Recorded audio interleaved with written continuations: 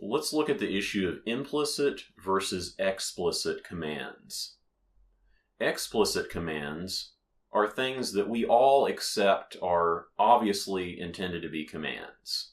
Now, we may not agree exactly on what the command is meaning or what its interpretation is, but there is a general agreement that, yes, this is obviously supposed to be a command, it's intended to be a command, and it provides specifics for us on how that command is being followed.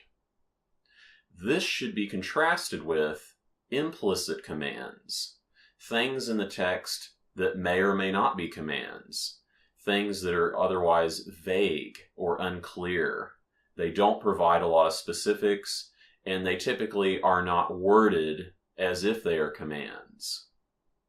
We need to make this distinction. I think this is a general principle that we should follow in looking at the text, in that the implicit, the vague, should not override the explicit, the plain. So something that we are inferring from a vague passage should not take precedence over things that are just blatantly, obviously, and plainly said, things that are explicitly commands. Now, one example of this that I heard early on in my observance of the Torah was in regard to eating clean and unclean. As we all know, Leviticus 11:7-8 says, "And the pig, it is unclean to you. From their flesh you shall not eat, and in their carcass you shall not touch."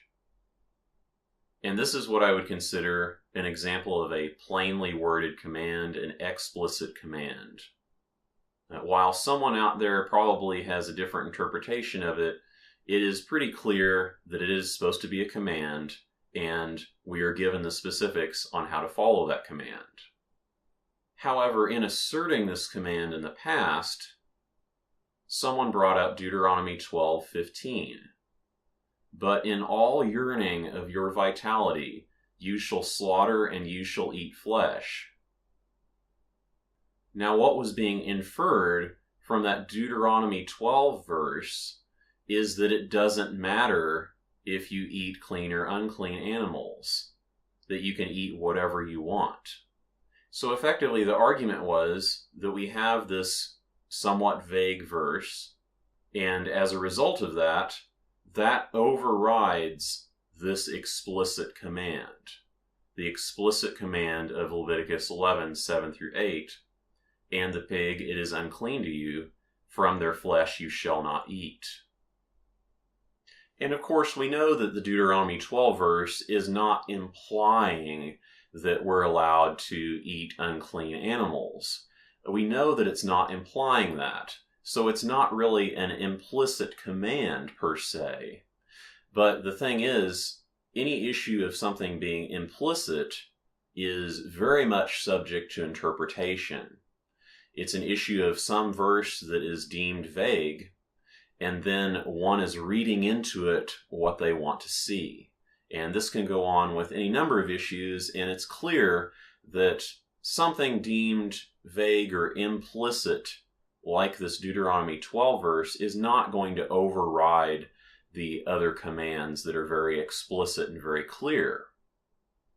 So this is the general principle I think applies in regard to Torah study in general, that these implicit or vague passages are not going to override something that's explicitly commanded. I think this general principle is something that we should use in regard to how we look at the Torah, just in regard to any issue. And that is not letting these vague, supposedly implicit passages override what is explicitly said in the Torah.